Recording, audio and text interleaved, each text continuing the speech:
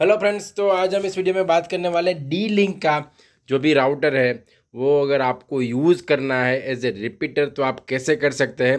ठीक है, तो यहाँ पर आप देख सकते हो कि मैंने ऑलरेडी ये कॉन्फ़िगर किया है। यहाँ पे मैंने कोई भी कनेक्शन नहीं किया है और यहाँ पे पावर और वाईफाई का जो सिग्नल है वो दोनों लेट्स से ऑन है। ठीक है, दिस मीन्स ये मेरा जो डी लिंक का राउटर है वो मैंने एज ए रिपीटर कॉन्फ़िगर किया। तो उसके लिए क्या करना पड़ेगा वो हम देखेंगे। इसके लिए दो ऑप्शन आपको मिलेंगे। पहला ऑप्शन जहाँ से आप राउटर और अपना जो आपका जो जियो का या फिर दूसरा कोई किसी का भी जो भी मॉडेम है जहाँ से आपको आता है उसको यहाँ पर डायरेक्टली आप कनेक्ट करो। ये जो कोई भी 1 2 3 4 पोर्ट है RJ45 का जो कनेक्शन है वहाँ पे डायरेक्टली कनेक्ट करो और उसको आप कॉन्फ़िगर करके डायरेक्ट यूज़ कर सकते हो। और दूसरा एज ए रिपीटर मोड में भी कर सकते हो, लेकिन उसमें आपको कोई कनेक्टिविटी नहीं चाहिए। अगर आप पहले वाला जो ऑप्शन करते हो जिसमें आप डायरेक्टली आपका जो इथरनेट केबल है उसको कनेक्ट करते हो तो उस केस में क्या होगा कि आपको आपका जो आपका डिवाइस वहाँ पर ही रहेगा, नियर बाई जियो का जो मॉडेम है उसके पास ही रहेगा। लेकिन आपको वायरलेस कनेक्शन तो आपका स्पीड अच्छा मिलेगा। या लेकिन दूसरा ऑप्शन जो ये है जिसमें मैं वायरलेस ऑप्शन ऑप्ट कर रहा हूँ तो उसमें आपको थोड़ा स्पीड कम मिलेगा। तो चलिए दोनों देखते हैं दोनों के लिए आपको क्या करना पड़ेगा। अभी जो मेरा जो कनेक्शन है वो पहला ऑप्शन से मैंने कनेक्ट किया है जिसमें मेरा जो इथरनेट केबल है जिसको मैंने यहाँ पे जो जियो का जो मॉडेम है या फिर राउटर है उसके साथ यहाँ पे कनेक्ट किया है। आप देख सकते हो कि मेरा जो जियो का जो मॉडेम है वो यहाँ पर है और उसका जो एक कनेक्शन है जो कि इथरनेट केबल है वो मैंने डायरेक्टली यो येलो वायर है वो मैंने यहाँ पर डी लिंक के राउटर में कनेक्ट किया है। तो ये सेटिंग आपको कनेक्शन करना पड़ेगा और उसके बाद उसका जो राउटर का डिफ़ॉल्ट आईपी है वहाँ पे आपको ऑप्शन मिलेंगे कि आपको जिसका डिफ़ॉल्ट आईपी है 192.168.0.1। तो वो जाके आपको यहाँ पे कुछ सेटिंग करेंगे जो मैं आपको अभी दिखाऊंगा। तो अगर आपको ये प्रॉब्लम आ रहा है जहाँ पे आपका जो डिफ़ॉल्ट आईपी है वो वर्क नहीं कर रहा है, जैसे कि आप यहाँ पे देख सकते हो 192.168.0.1 वो वर्क का यहाँ पे आपको मैसेज आ रहा है साइट कांट बी रीच्ड। ठीक है, तो उस केस में क्योंकि आपका जो राउटर जो पहले आपने जो यूज़ किया है उसके बाद आपने कुछ पासवर्ड सेट किया हो गया, आप कुछ गलती से भूल गए होंगे तो ये वाला जो सेटिंग वो डिस्टर्ब हो गया है। तो उसको आपको फिर से एक्टिवेट करने के लिए आपको जो भी आपका डीलिंग का जो राउटर है उसको आपको रीसेट करना पड़ेगा। ठीक है, उसमें तो मैं बताऊंगा आपको कैसे रीसेट करना है। उसमें एक बटन रहेगा, वो बटन को आप क्लिक करोगे तो वो रीसेट हो जाएगा। तो रीसेट करने के लिए आपको देख सकते हो कि यहाँ पर जो एंटेना है उसके बाजू में एक हल्का सा आपको डॉट मिल रहा है। ठीक है, जहाँ पर हो आपको एक पॉइंट है तो वहाँ पर आपको जाके कोई भी अपना कोई भी एक पॉइंट लेके कोई भी एक छोटी सी चीज़ लेके आपको वहाँ पर रीसेट करना है, उसको वहाँ पे क्लिक करना है। ठीक है, तो जैसे मैं यहाँ पर ट्राई कर रहा हूँ। ठीक है, तो आप देख सकते हो कि वो आवाज़ आ रहा है। ठीक है, तो अगर उसके कभी कभी क्या होता है वो किस केस में डायरेक्टली रीसेट नहीं होता तो आपको थोड़ा लंबा ड्यूरेशन तक रखना पड़ेगा। तो आप तकरीबन 10 सेकंड तक रख सकते हो। ठीक है, उसको तो मैं अभी रीसेट करूँगा, 10 सेकंड तक रखूँगा। ठीक है, मैंने ऑलरेडी क्लिक किया है। तो 1 2 3 4 5 6 7 8 9 10। ठीक है, तो जैसे ही 10 के ऊपर होगा वो डिवाइस रीसेट हो जाएगा। ठीक है, और रीसेट होने के बाद आप देख सकते हो कि वो फिर से स्टार्ट बूट करेगा। ठीक है, और बूट होने के बाद आप अपना जो आईपी एड्रेस जो मैंने बताया वहाँ पर फिर से कॉन्फ़िगर करोगे तो आपको वो रीच हो जाएगा और उसका सेटिंग जो भी है वो ओपन हो जाएगा।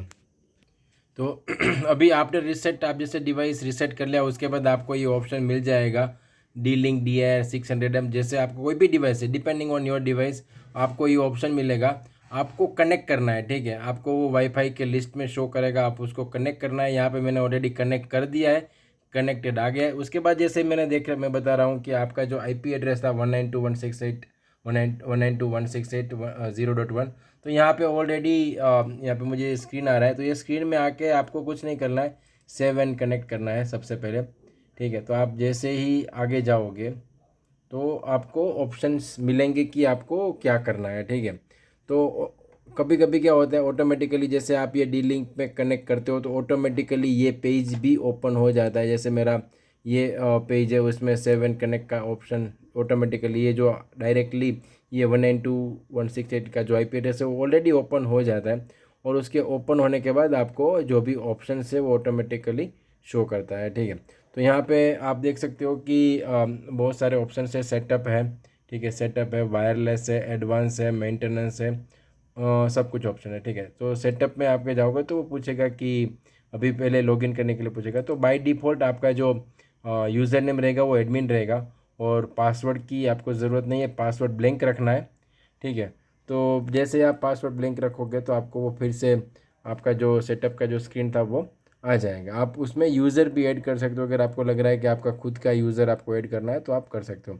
तो यहाँ पर वायरलेस वाले ऑप्शन में जैसे ही आप जाओगे, ठीक है, तो वायरलेस ऑप्शन में आपको 2 ऑप्शन मिलेंगे। अगर आपको ये रिपीटर कॉन्फ़िगर करना है या फिर आपको डायरेक्टली यूज़ करना है, तो उसमें आपको क्या होगा, DHCP का जो सर्वर का एक सेटिंग रहेगा जो आपको मैं दिखाऊंगा, वो आपको डिसेबल करना रहेगा। तो सबसे पहले तो आप क्या कर सकते हो, ये जो सिक्योरिटी ऑप्शंस है उसमें आप ये डायरेक्टली सिलेक्ट कर सकते हो, लेट्स से WPAPSKWFT। तो वहाँ पे आप जैसे ही अप्लाई करोगे, ठीक है, तो वो पासवर्ड आपको पूछेगा। तो आप कोई भी पासवर्ड आप सेट कर सकते हो, ठीक है। तो जो भी पासवर्ड है वो आप सेट कर सकते हो यहाँ पर आपको। तो जो जैसे ही आपको दूसरा कोई भी यूज़र रहेगा उसको पासवर्ड कनेक्ट करने के लिए वो पूछेगा, ठीक है। तो कोई भी पासवर्ड यहाँ पे सेट कर सकते हो। उसके बाद आप एडवांस में जाओगे, ठीक है। तो एडवांस में जाने के बाद आपको ऑप्शन मिलेगा यहाँ पर, ठीक है। तो लेट्स से यहाँ पे हम कुछ टच नहीं करेंगे, ठीक है। यहाँ पे मेंटेनेंस में रिबूट का ऑप्शन, अगर आप स्टेटस करने के बाद अगर आपको रिबूट करना है तो रिबूट वहाँ से कर सकते हो। तो अभी वायरलेस में ही आपको एक ऑप्शन मिलेगा, वायरलेस रिपीटर, ठीक है। आप वायरलेस रिपीटर में जाओगे तो आपको आएगा रिपीटर इनेबल, ठीक है। तो वो ऑलरेडी बोल रहा है कि DHCP mode will be set to none if repeater is enabled. तो वो करेक्ट है, क्योंकि वो DHCP ऑटोमेटिकली कर रहा है, आपको लिए उसके लिए अलग से सेट नहीं करना है। तो उसके बाद आप जैसे साइट सर्वे में क्लिक करोगे तो आपको वो ऑप्शन पूछेगा कि आपका जो भी कौन सा नेटवर्क है उसको आप एक्सटेंड करना चाहते हो। तो आपका जो एग्जिस्टिंग नेटवर्क है उसको आप एक्सटेंड करना चाहते हो, तो उसके लिए आप साइट सर्वे पे क्लिक करोगे। तो वो साइट सर्वे में आपको पूरे के पूरे ऑप्शन दिखाएगा थोड़ी देर के बाद कि कितने वाईफाई कनेक्शंस है। तो यहाँ पे जैसे मेरा 2H13 है, ठीक है, 2H13 वाला मैं एक्सटेंड करना चाहता हूँ, तो उसको मैं सिलेक्ट करूँगा और नेक्स्ट करूँगा, ठीक है, डायरेक्टली। तो नेक्स्ट करूँगा तो वो मुझे उसका पासवर्ड पूछेगा कि ये जो नेटवर्क है उसका पासवर्ड क्या है जिसको एक्सटेंड करना है। तो आपको उस नेटवर्क का जो पासवर्ड है वो देना है और नेक्स्ट करना है, ठीक है। तो ऐसे ही करने के बाद आप एक बार फिर से उसको रिबूट कर दोगे तो मतलब आपका सब सेटिंग हो चुका है। और उसके बाद आप जो भी आपका जो इथरनेट का जो कनेक्शन है उसको भी आप रिमूव कर सकते हो, और आपका जो डीलिंक का राउटर है वो एज ए रिपीटर वर्क करेगा। आप उसको कहीं पे दूसरी जगह पे भी रख सकते हो जहाँ पे आपका जो सिग्नल्स कम आ रहा है, तो वो आपको वहाँ पे उसके साथ कनेक्ट कर सकते हो। तो उसके बाद आपके 2 नेटवर्क हो जाएंगे। जैसे ये मेरा नेटवर्क 2H13 है, ठीक है, 2H13 एक नेटवर्क है, और दूसरा जो नेटवर्क है वो डी लिंक वाला आ जाएगा। तो दोनों में से कोई भी एक को आप कनेक्ट कर सकते हो, ठीक है। अगर आपके पास ड्यूअल बैंड वाला अगर रिपीटर है तो आपको 2 ऑप्शन मिलेंगे। आप जैसे 2H13 5G वाला जो कनेक्शन है उसका ऑप्शन भी आपको शो करेगा, तो उस केस में आपका जो स्पीड होगा वो थोड़ा अच्छा मिलेगा, ठीक है, वरना आपको स्पीड थोड़ा कम मिलेगा। तो वही सब चीज़ें हैं, आपको कनेक्ट यूज़ करनी पड़ेगी। तो that's all for this video. Have a good day.